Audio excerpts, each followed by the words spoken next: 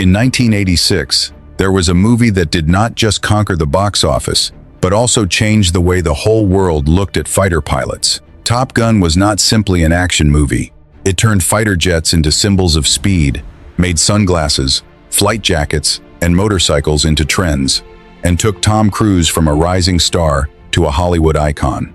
Millions of viewers remember Maverick for his almost reckless confidence, Goose for a friendship that moved everyone, Iceman for his cool and magnetic presence, and Charlie, who gave the story some of its most memorable romantic moments. But behind the breathtaking flight scenes and classic lines were many little-known secrets. The movie was inspired by a magazine article. Many cast members struggled with air sickness while filming, and several studio decisions nearly turned Top Gun into a completely different film. In today's video, we will explore 12 weird facts about Top Gun, behind-the-scenes stories that may make you see this classic from a completely new angle. But before we begin, please hit like and subscribe to Remember When for more videos exploring the behind-the-scenes stories of the movies tied to our childhoods. And don't forget to share this video with that friend who still plays Danger Zone every time they merge onto the highway. Now, let's begin with fact number 12. Maverick's motorcycle was once the fastest production bike in the world. In 1984, Kawasaki quietly introduced the GPZ 900R, the first motorcycle to carry the Ninja name. And it was not just fast, it was years ahead of its time.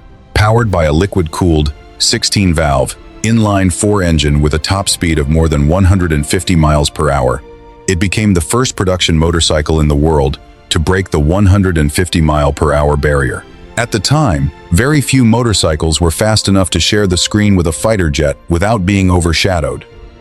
What may surprise you is that before landing the role of Maverick, Tom Cruise had almost no experience riding motorcycles. To prepare for the movie, he learned the basics at a motorcycle shop in California. After only a short period of training, Cruise performed many of the high-speed riding scenes himself, creating the unforgettable image of a young fighter pilot racing down the runway without a helmet. Those scenes helped turn the Ninja into the dream motorcycle of an entire generation of speed enthusiasts. Few people know that the relationship between the filmmakers and Kawasaki was not smooth either. When the production asked to borrow 3 motorcycles free of charge for filming, the company declined because it had previously loaned bikes to other productions that never returned them. In the end, the crew had to buy the motorcycles from a dealership in San Diego. They then removed the Kawasaki logo from the fuel tank, leaving only the Ninja name to avoid potential trademark issues. In the end, whether the logo was there or not hardly mattered. As soon as Top Gun hit theaters, everyone knew it was the Kawasaki Ninja GPZ 900R. Sales of the model surged. The Ninja name became a symbol of speed and performance, and the image of Maverick racing his motorcycle toward the runway remains one of the most iconic moments in movie history. Number 11. Top Gun's famous inverted flight scene was actually a beautiful lie. That inverted flight scene is one of the most iconic moments in Top Gun. Maverick flips his F-14 Tomcat upside down, flies directly above a MiG-28, gives the pilot the middle finger while Goose snaps a photo with his Polaroid camera. But here is the thing. If you showed that scene to a real Navy fighter pilot, they would probably laugh. Because from a physics standpoint, it is almost impossible. The F-14 Tomcat has 2 large vertical tail fins. With that design, positioning 2 aircraft so close together in a cockpit-to-cockpit formation is virtually impossible. Even the slightest mistake could turn both jets into a giant fireball. The movie even acknowledges it with the line, "Well, if you were directly above him, how could you see him?" Because I was inverted.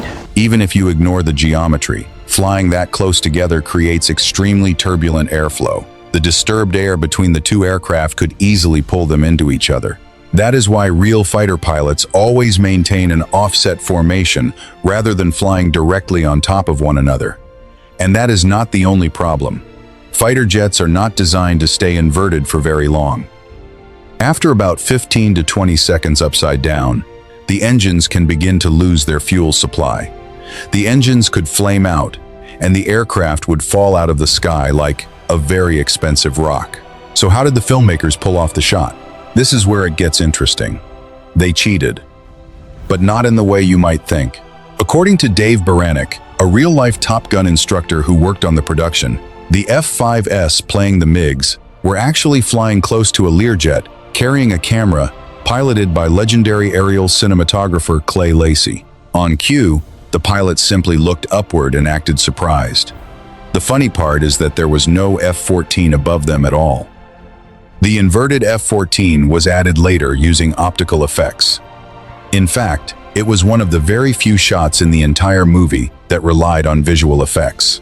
In other words, the most famous aerial encounter in Top Gun history never actually happened in real life. If it had, the MiG flying underneath would have needed to sustain negative G forces just to hold its position. That would have forced blood toward the pilot's head and placed enormous stress on the body. Most people can tolerate only about negative 3 G before things become extremely dangerous.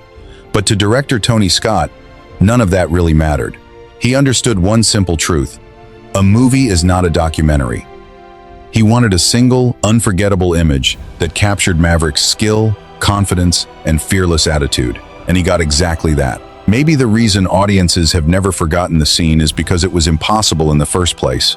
Number 10. The two least action-packed scenes became Top Gun's most unforgettable moments. Top Gun is filled with high-speed fighter jets, intense aerial combat, and heartbreaking loss. Yet some of the movie's most unforgettable moments happen when the characters are standing on solid ground with nothing more than a drink in their hands. The first comes when Maverick meets Charlie for the very first time. Instead of introducing himself the usual way, he and his fellow pilots suddenly break into a performance of "You've Lost That Lovin'," feelin' right in the middle of the bar. You never close your eyes anymore when I kiss your lips. What begins as an awkward attempt to impress her quickly turns into something magical as the entire bar joins in, transforming an embarrassing pickup attempt into one of the most iconic romantic scenes in 1980s cinema. The sequence was filmed at the Lafayette Hotel in San Diego, and it remains a popular destination for Top Gun fans to this day. The second unforgettable moment takes place at the Kansas City barbecue restaurant. Goose sits down at the piano and plays Great Balls of Fire, while his wife Carol, played by Meg Ryan, cheers him on with a smile. You shake my nerves and you rattle my brain. We find love, got the man insane. Before long, Maverick jumps in as their friends cheer, and Carol encourages them from the sidelines. For a few brief minutes, the movie almost forgets about the pressure of flight school and the dangers waiting ahead. The audience no longer sees two fighter pilots. They simply see two close friends enjoying some of the happiest moments of their youth. Those simple scenes gave the movie its emotional heart. They made the friendship between Maverick and Goose feel real, so when tragedy struck later, the loss became even more devastating. Perhaps that is why, nearly 4 decades later, those two bar scenes are still remembered as some of the most iconic moments in Top Gun, standing alongside every thrilling dogfight in the skies. Number 9. The enemy fighter jets in Top Gun never actually existed. Here is something fascinating about the terrifying Soviet fighter jets in Top Gun. They were about as Soviet as a hamburger is a traditional Russian dish. Back in the 1980s, Hollywood obviously could not just call Moscow and ask to borrow a few MiGs for a Tom Cruise movie. So the filmmakers did what any creative production team would do. They made them up. The aircraft, called the MiG-28, were actually Northrop F-5 Tiger II fighters, American-built jets that the U.S. Navy regularly used during training exercises to play the role of enemy aircraft. To transform them into Soviet fighters, the production simply painted them black, added Red Star insignias, and renamed them the MiG-28. Because the F-5 was smaller than the F-14 Tomcat, it appeared faster, more agile, and more dangerous whenever it appeared on screen. The name MiG-28 was completely fictional as well. Most real Soviet MiG fighters carried odd-numbered designations, such as the MiG-15, MiG-21, MiG-23, and MiG-29. So for aviation enthusiasts, hearing the name MiG-28 was an instant giveaway that it was a Hollywood invention. And because it was not based on a real aircraft, the writers and director had complete freedom to give it whatever performance characteristics the story required. The movie never even identifies the enemy's country. There are no national flags, no maps, and no direct references to any specific nation. only an unnamed adversary. That creative decision allowed Top Gun to focus on the pilot's skill, courage, and rivalry instead of turning the story into a heavily political film. Ironically, this fictional detail was inspired by something completely real. In actual Top Gun training, the Navy also used F-5 fighters painted to resemble enemy aircraft, helping pilots practice aircraft recognition and dogfighting tactics. In other words, Top Gun's most famous enemy never actually existed, but it was built on a very real training method. Number 8. The famous volleyball scene was originally considered completely unnecessary. Tony Scott did not film the volleyball scene to move the story forward. He filmed it simply because he wanted to. Coming from a background in advertising, Tony Scott was obsessed with light, color, and composition. He chose to shoot during the golden hour, when the sunlight created its richest, most vibrant tones. To make the actors stand out on camera, the makeup team constantly sprayed them with water and rubbed baby oil on their bodies, making every muscle catch the sunlight. The result was that the Navy pilots no longer looked like rugged military men. They looked like style icons of the 1980s. That was exactly what worried the executives at Paramount. They believed the production was spending far too much time and money on a scene that did nothing to advance the plot. They wanted to cut back the beach footage and devote more screen time to the fighter jets and action sequences. Let's go! But Tony Scott refused to compromise. He believed audiences would remember the feeling the scene created just as much as they would remember the aerial combat. History proved him right. The volleyball match was more than just an energetic montage. It highlighted the rivalry between Maverick and Iceman even after they stepped out of the cockpit. There were no flight suits, no ranks, and no helmets. Just two fiercely competitive pilots, pure confidence, and the driving soundtrack of Kenny Loggins. Decades later, it remains one of the most talked about scenes whenever people remember Top Gun. Number 7. Val Kilmer originally wanted nothing to do with Iceman. In 1985, Val Kilmer believed Top Gun was beneath him. After the success of Top Secret and Real Genius, he thought the script for Top Gun was, in his own words, silly, and he later said, "I don't like movies that glorify war." So when the role of Iceman was offered to him, his answer was simple: no. But there was one problem. At the time, Kilmer was under a 3-movie contract with Paramount. The studio did not really ask for his opinion. They essentially required him to take the role. Years later, Kilmer admitted that he went into the audition intending to fail on purpose. He showed up wearing oversized Australian-style blue shorts and delivered his lines with as little enthusiasm as possible. He was convinced there was no way they would cast him. He was wrong. Congratulations on Top Gun. Thank you. Sorry to hear about Cougar. He and I were like brothers in flight school. He was a good man. Despite his efforts, Val Kilmer was cast as Iceman. Instead of feeling excited, he felt more disappointed than anything else. That frustration did not disappear once filming began. To make the rivalry between Iceman and Maverick feel authentic, Kilmer deliberately kept his distance from Tom Cruise and even intensified their competitive relationship off-camera. Before long, the cast naturally split into 2 groups. On one side were Maverick and Goose. On the other were Iceman and his fellow pilots. Whether it was method acting or lingering resentment from his initial reluctance, the emotional distance between the 2 camps was completely real. And that authenticity gave their on-screen confrontations even greater impact. Audiences were not just watching 2 characters compete, they were watching 2 completely different personalities collide. Kilmer also expanded the character of Iceman far beyond what was written in the script. Originally, Iceman had very little backstory, so Kilmer created one himself.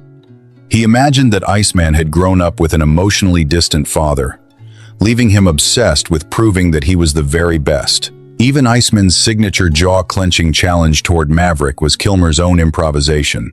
He later recalled that the idea came to him while sitting in the makeup trailer. He imagined Iceman's father chewing rocks like a wild dog. It was those small but predatory details that transformed Iceman from a typical rival into someone far more unpredictable, calm, confident, and always watching.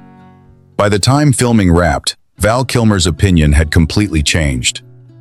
Tony Scott's passion and energy had won him over, and Iceman, became one of the most iconic roles of his career. Many years later, when Top Gun: Maverick was being developed and no one had contacted him about returning, Kilmer did not wait for an invitation. He personally reached out to the creative team with ideas for scenes and ways to bring Iceman back. Ironically, the actor who never wanted to play Iceman ended up creating one of the most unforgettable rivals in movie history. Number 6. The sequel took 36 years to arrive and almost won Best Picture at the Oscars. When Top Gun was released in 1986, it was seen as nothing more than a blockbuster action movie. Critics were fairly lukewarm. Audiences absolutely loved it, but almost no one believed it would ever become the kind of film associated with the Academy Awards. Then, 36 years later, Top Gun. Maverick arrived in May 2022 and accomplished something that seemed almost impossible. The sequel earned even stronger reviews than the original. In fact, it surpassed it. The film received a 96% rating on Rotten Tomatoes, grossed nearly $1.5 billion worldwide, and became the highest-grossing movie of Tom Cruise's career. Then came awards season. The film received 6 Academy Award nominations, including Best Picture, a category that rarely makes room for big summer blockbusters. Top Gun. Maverick won the Oscar for Best Sound and was also named Best Film of 2022 by the National Board of Review. At the Cannes Film Festival, Tom Cruise received a 5-minute standing ovation, along with a surprise honorary Palme d'Or. For a moment, many people believed this movie about fighter pilots might pull off the biggest upset of the entire award season. There was, however, one disappointment. Tom Cruise was not nominated for Best Actor. He also chose not to attend the Academy Awards. Instead, he stayed in England to continue filming Mission: Impossible 8. Was that because he was disappointed, or simply because of his commitment to his work? That depends on how you choose to see it. Either way, the man whom Steven Spielberg later said had saved Hollywood was not in the room when the Oscars were handed out. 36 years after the original, Maverick finally received the recognition it deserved. Just not all of it. Number 5. The cockpit scenes were a studio illusion, and yes, the jets still made everyone sick. Every time Top Gun puts the audience inside the cockpit of an F-14 Tomcat, everything looks so convincing that many people assume Tom Cruise and the rest of the cast filmed those scenes while actually flying through the sky. The truth is exactly the opposite. Most of the close-up cockpit scenes were not filmed in a flying aircraft at all. They were shot inside a full-scale F-14 cockpit mock-up, built inside a hangar near Burbank Airport. The mock-up was mounted on a hydraulic motion platform that could shake, tilt, and rotate, just like a real fighter jet, creating the illusion of high-speed aerial maneuvers. At first, director Tony Scott wanted to film those scenes inside actual F-14s. The U.S. Navy was willing to help, and the actors had no problem climbing into the aircraft. But after the first test flights, the filmmakers ran into a problem they simply could not overcome. The roar of the jet engines and the tremendous wind noise drowned out every line of dialogue, making the recordings unusable. That is why they moved the cockpit scenes back into the studio, where even the sweat running down the actors' faces was created with spray bottles just outside the frame. Even though the cockpit was only a mock-up, the flights the cast experienced were completely real. Tom Cruise threw up on his very first flight after a Navy pilot nicknamed Bozo repeatedly put the aircraft through aggressive aerobatic maneuvers. Cruise flew 2 more times afterward, but that first experience was unforgettable. Among the entire cast, Anthony Edwards was one of the very few who never suffered from motion sickness, perfectly matching the calm personality of Goose. What makes it even more impressive is that the aerial combat scenes were not created with computer effects. They were filmed using real aircraft, real Navy pilots, and real F-14 Tomcats flying through the sky. One of those pilots was Scott Altman, who later became a NASA astronaut.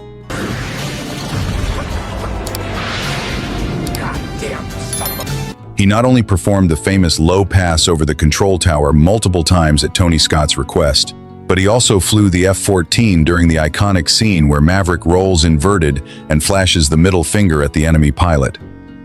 In other words, one of the moments audiences have always credited to Tom Cruise was actually performed by a real military fighter pilot. Number 4. A magazine article sparked a global phenomenon. In 1983, a journalist named Ehud Yonah published an article in California magazine titled Top Guns.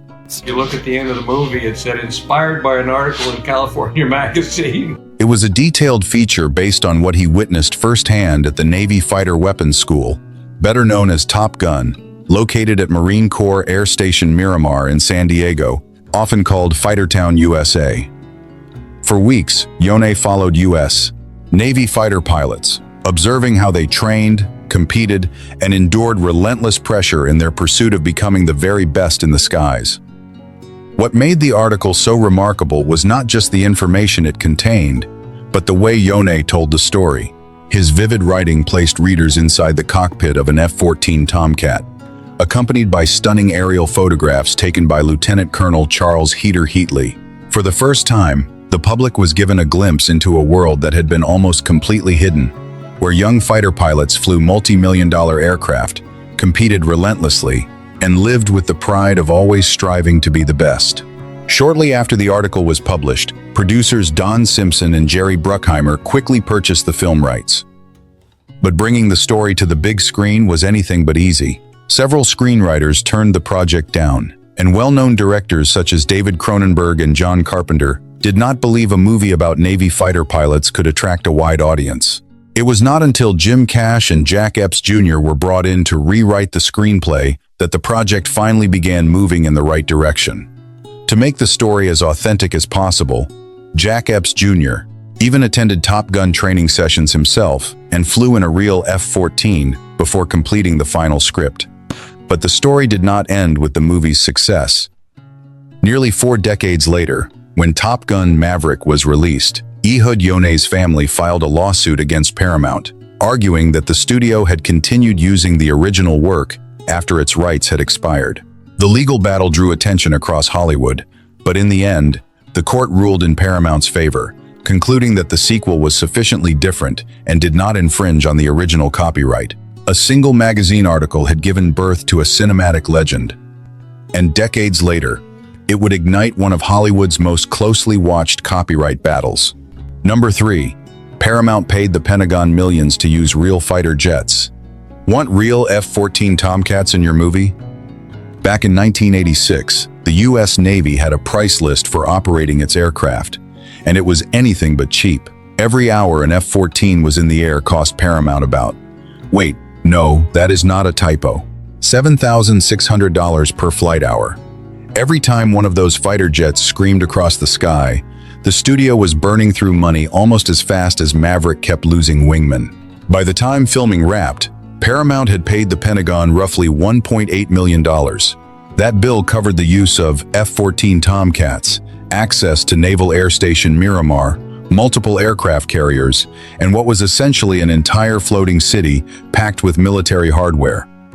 What makes that even more remarkable is that the entire production budget for Top Gun was only about $15 million. That means nearly 12% of the movie's budget went toward renting access to the United States Navy.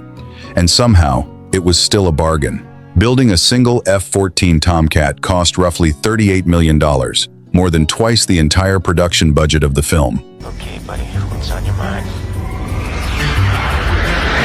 Oh shit, there's 2 of them! In other words, Paramount gained access to billions of dollars worth of military equipment for the price of what was, even then, a relatively modest action movie budget. Try recreating all of that with scale models or 1986 era CGI. It would have been almost impossible. Number 2. Ray-Ban was nearly fading away until Maverick came along. In the early 1980s, Ray-Ban's aviator sunglasses were in serious trouble. Originally designed for military pilots in the late 1930s, the iconic glasses had fallen out of fashion by the early 1980s. They were considered outdated, bulky, and something only middle-aged men would wear. Sales kept declining, dropping to only about 18,000 pairs a year, and the aviator was slowly disappearing from the fashion world. Everything changed because of one movie. The moment Tom Cruise appeared as Maverick wearing the now famous gold-framed aviators, the sunglasses instantly became a symbol of confidence and rebellion. Maverick was not just a gifted fighter pilot, He represented speed, fearlessness, and individuality. Audiences did not just want to watch him on screen, they wanted to dress like him. The impact came faster than anyone expected. Within just a few months of Top Gun's release, aviator sales skyrocketed. Stores across the United States saw customers lining up to try on the very sunglasses that had recently been dismissed as outdated. What made the story even more remarkable was that Ray-Ban did not create a new product. The glasses featured in the movie were the exact same aviators that military pilots had been wearing for years. Top Gun proved that a single movie could completely change the fate of an entire brand. From the brink of being forgotten, Ray-Ban quickly returned as one of the world's leading eyewear brands, selling millions of pairs every year. More than 3 decades later, when Top Gun: Maverick was released, history almost repeated itself. Aviator sales surged once again, proving that sometimes what saves a brand is not a multi-million-dollar advertising campaign. Sometimes all it takes is one unforgettable character to turn an accessory into the symbol of an entire generation. Number 1. Top Gun's most famous love scene was filmed months after the movie was finished. The Take My Breath Away scene has become one of the defining romantic moments of 1980s cinema. Slow motion, silhouettes glowing in soft light, the signature blue color palette, together, they created an unforgettable and almost dreamlike sequence. But behind the scenes, the entire scene was actually a last-minute fix. Early test screenings in New York and Los Angeles received enthusiastic reactions. However, audiences in Chicago all shared the same criticism. The relationship between Maverick and Charlie was not convincing enough. They felt more like co-workers than two people deeply in love. The filmmakers realized that without adding more emotional weight, the movie would be missing a crucial piece. There was just one problem. Filming had already wrapped nearly 5 months earlier. Tom Cruise was busy shooting The Color of Money with director Martin Scorsese, while Kelly McGillis had already moved on to another project and had completely changed her hairstyle. To get Tom Cruise back on set for just one day, Tony Scott personally met with Martin Scorsese to ask for permission. Once he agreed, the production faced another challenge. How could they film new scenes that would seamlessly match footage shot months before? Their solution was surprisingly simple and incredibly clever. Kelly McGillis wore a baseball cap to hide her newly dyed brown hair. Tom Cruise appeared with wet hair throughout the scene, so he would look more like he had in the original footage.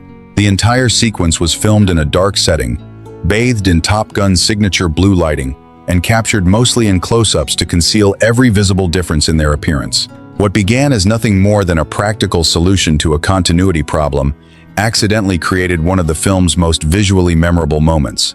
When Take My Breath Away begins to play, audiences have no idea they are watching footage filmed months after principal photography had already ended.